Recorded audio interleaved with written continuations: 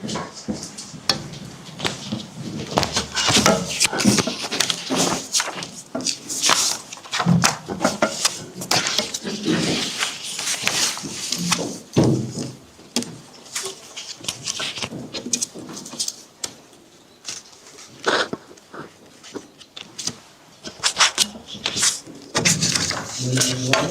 to the press conference following the EU and India. We start with a statement by the High Representative, followed by a statement by Excellent First Minister Dr. Jaishankar, and then we'll open the floor for questions. High Representative, the floor is yours. Thank you, and it's a great pleasure to be here. It's my first press conference in this room, so great to also welcome Mr. Jaishankar here, and it's really a pleasure to host you here in Brussels. The European Union and India are natural partners. Together we make up a quarter of the world's population and GDP. By working together we have great potential to make a global impact. Today we are holding the first ever EU-India strategic dialogue. This marks a significant step forward in our partnership and in addressing threats like cyber attacks and foreign interference. It also paves the way for much deeper defense cooperation, sharing expertise and exploring joint initiatives. First, on security. Europe and India face many of the same challenges. Terrorism, military buildups, and violations of international law affect both of us. Last week, India and European Union held a joint naval exercise in the Indian Ocean. This is more than symbolic.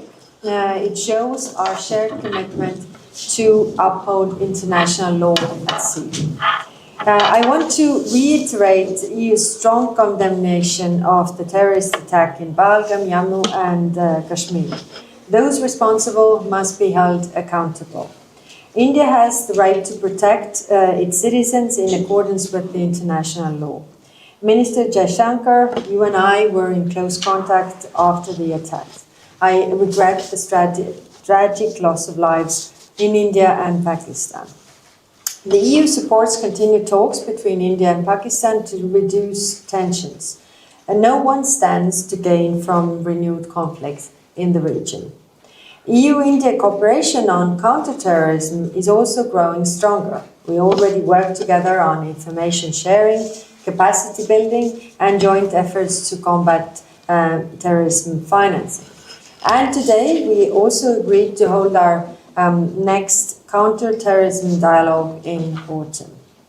The EU is working together with India and together more on space. We already have access to each other's data from Earth observation satellites, and at our meeting we agreed to establish a new formal dialogue on space. This will cover areas such as satellite navigation and security, and the first session is to take place also autumn this year.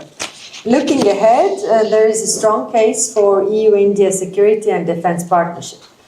We already have such partnerships with 7 other countries, and today we renewed our intention to work towards this goal, because peace and stability in the Indo-Pacific are closely intertwined with peace and security in Europe. Beyond defense, we cooperate in many other areas, from digital connectivity to research and innovation, to green energy and trade. We are committed to progress and towards an ambitious free trade agreement this year. And this was agreed by President von der Leyen and Prime Minister Modi in February. And finally, Minister Jaishankar and I also reaffirmed our shared commitment to multilateralism and stable, rules-based international order. In today's contested global landscape, it is more than ever important to build strong and trusted partnerships. The European Union is a reliable, predictable, and credible partner for India. With the visit of the European Union College to Delhi in February and next year's EU-India Summit, we want to further deepen our partnership at all levels. So, dear Minister, thank you again for being here and looking Forward to our further discussions later today. Thank you. Thank you.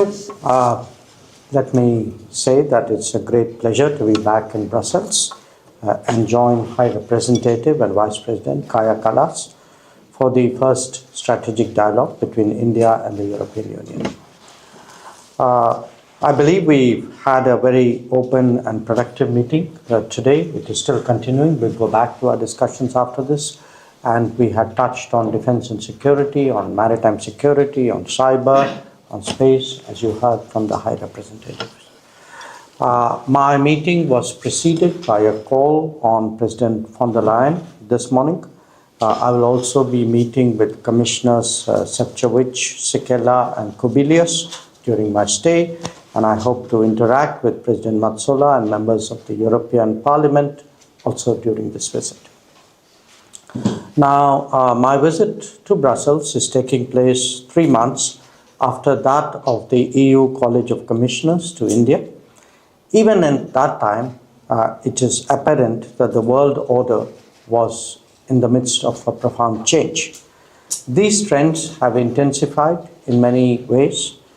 We have, without doubt, entered an era of multipolarity and strategic autonomy. As two important poles of that emerging reality, there is a powerful case for India and European Union to forge deeper ties. Working towards that goal requires intensified cooperation in many domains, which is the reason why we are meeting. At its core is a strong political and strategic rapport that is built on both our countries being both our entities, European Union and India, being political democracies, market economies, and pluralistic societies. Naturally, how we look at the world and its challenges are shaped by history, geography, development levels, and experience. There will be situations when our perspectives may not be entirely identical. That is understandable.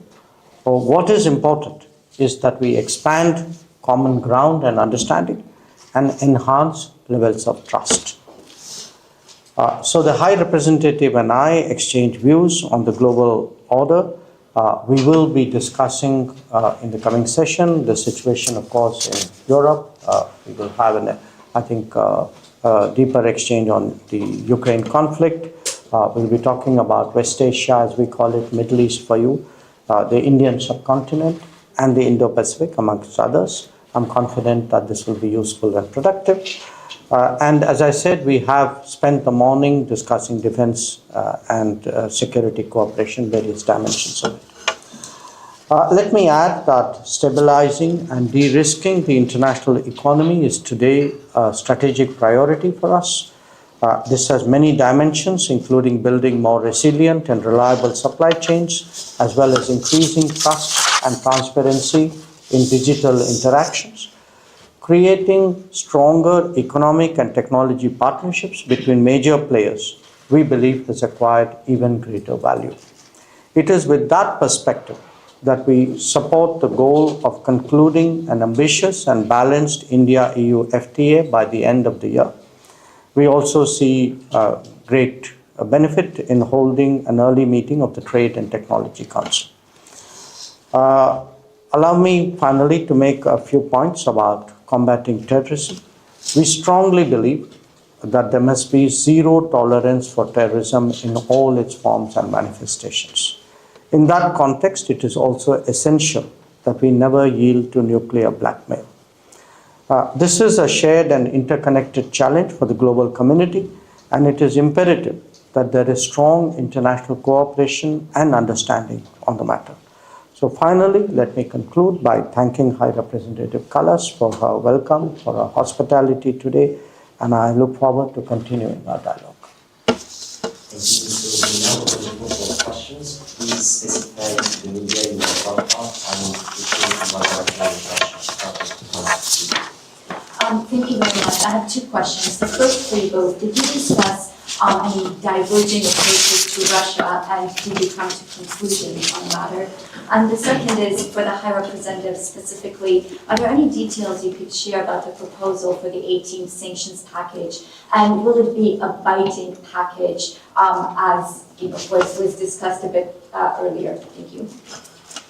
Thank you.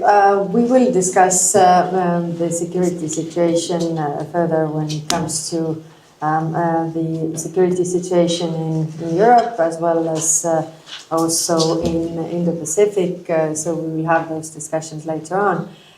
When it comes to the details of the 18th package, we have a separate press conference today where we will reveal the details, and we can talk about that then. I think the High Representative answered that question, which is we, in our talks, haven't come to the issue of the Ukraine conflict and Russia as yet. But I'm looking forward to that discussion, because I think we obviously have our particular interests and our particular perspectives, which we both bring today. Thank you. And Turkish News Agency analyst Selam Valente. Two questions, if I may. First, about Israel's raid on international humanitarian airship to Gaza. There were 9 EU citizens in it, including 1 member of parliament, and several countries condemned it, and experts say that it's unlawful to stop it in the international waters. So what is the EU's position about it? And the same question for you, sir. And the second, if I may, it's about India-Pakistan conflict, I would say. Will the EU take any initiatives about that to resolve the conflict in a peaceful way? Thank you. Of course, the consular protection for the citizens is up to the member states to provide. When it comes to international law, it has to be followed also in the international waters. But what we discussed today also is that we have to develop the international law further when it comes to maritime issues. Like we have the issue of stopping the shadow fleet, for example.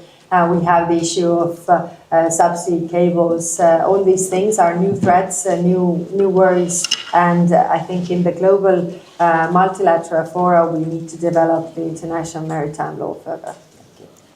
Well, I don't have anything particular to add to the first question, but to the second one, I'd like you to understand this is not a conflict between 2 states per se.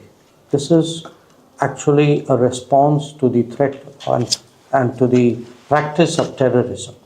So I would urge you to make it, don't think of it as India-Pakistan, think of it as India-Terroristan. You will then appreciate it. thank you. We go for NHK. My question goes to the High Representative. Thank you.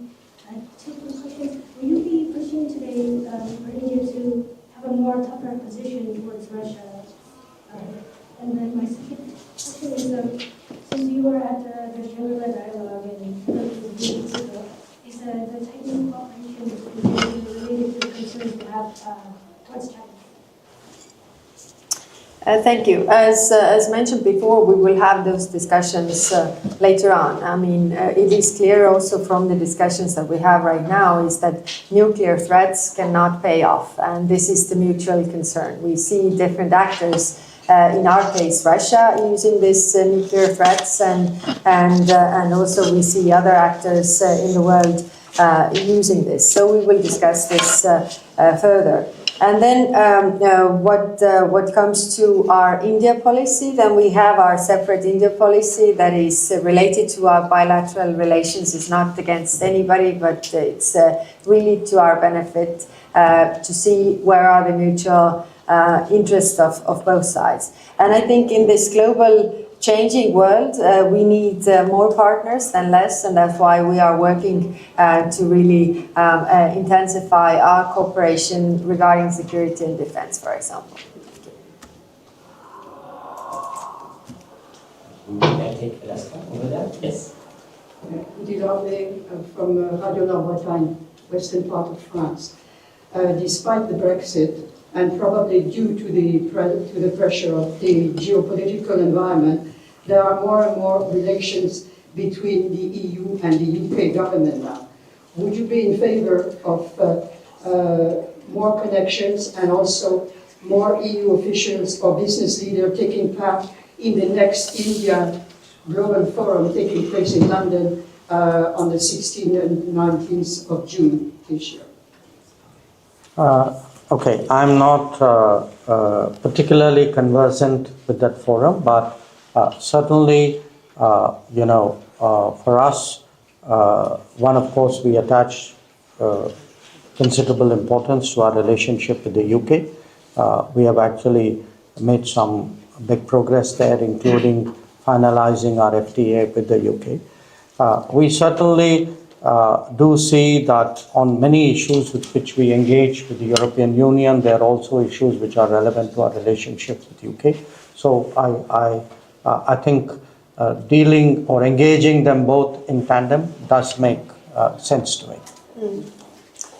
Yes, and for us, we are, of course, we just finished the security and defense partnership that gives us possibilities to cooperate with UK even further. We were also mentioning in our meeting we have several forums and with India regarding different topics, but of course we also have different fora with UK and also looking forward to intensify the cooperation, especially on the security and defense field. Thank you.